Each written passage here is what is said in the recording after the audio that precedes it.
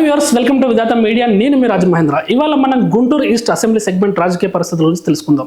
Guntur east assembly 2009లో ఏర్పడింది. ప్రస్తుతం Guntur east భాగం ఉంటుంది. ప్రస్తుతం నియోజకవర్గంలో 2,49,322 ఓటర్లు ఉండగా అందులో మహిళల ఓట్లు 1,28,091 ఉన్నాయి. పురుషుల ఓట్లు 1,21,232 ఉన్నాయి. ఇక్కడ పోటీ ప్రధానంగా వైసీపీ టీడీపీ మధ్య ఉంది. వైసీపీ నుంచి షేక్ నూరి ఫాతిమా బరిలో ఉండగా టీడీపీ నుంచి మహమ్మద్ నజీర్ బరిలో ఉన్నారు. గడిచిన 2 పర్యాలు ఇక్కడ వైసీపీ గెలుస్తూ వస్తుంది. వరుసగా 2 పర్యాలు గెలిచిన సిట్టింగ్ ఎమ్మెల్యే షేక్ మహమ్మద్ ముస్తఫా మీద ప్రజా వ్యతిరేకత తీవ్రంగా పెరిగిన నేపథ్యంలో ఈసారి వైసీపీ అధిష్టానం టికెట్ను వారి కూతురైన షేక్ నూరి ఫాతిమాకి కేటాయించింది.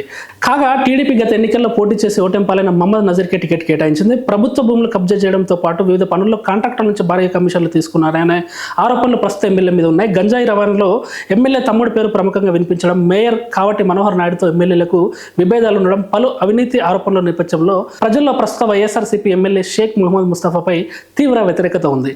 దీంతో అలర్ట్ అయిన అధిష్టానం ముస్తఫా కూతురు షేక్ నూరి ఫాతిమాకు టికెట్ కేటాయించింది. నియోజకవర్గంలో గత కొన్నేళ్లుగా నూరి ఫాతిమా చాలా యాక్టివ్గా ఉంటున్నారు. క్యాడర్తో కలిసి పనిచేయడం, ఎన్నికల్లో ప్రచారం చేయడం, ప్రజా సమస్యలు సొంతంగా ఇంటికెళ్లి తెలుసుకుని వాటి పరిష్కారానికి చొరవ చూపడంతో ప్రజల్లో మంచి పేరు సంపాదించారు. మరోవైపు గత ఎన్నికల్లో ఓటమి పాలైన టీడీపీ అభ్యర్థి మహమ్మద్ నజీర్పై ప్రజల్లో సానుభూతి ఉంది. ఎమ్మెల్యే అవినీతిపై, వైసీపీ వైఫల్యాలపై పోరాటం చేయడంలో మహమ్మద్ నజీర్ సక్సెస్ అయ్యారని చెప్పొచ్చు. నజీర్ చేసిన పోరాటంతోనే ముస్తఫాకు వైసీపీ అధిష్టానం టికెట్ ఇవ్వలేదు. ఎమ్మెల్యే అవినీతిపై, వైసీపీ వైఫల్యాలపై పోరాటం చేయడంలో నజీర్ సక్సెస్ అయ్యారని చెప్పవచ్చు. నజీర్ చేసిన పోరాటంతోనే వైసీపీ ముస్తఫాకు టికెట్ కేటాయించకుండా తన కూతురుకు టికెట్ ఇచ్చింది.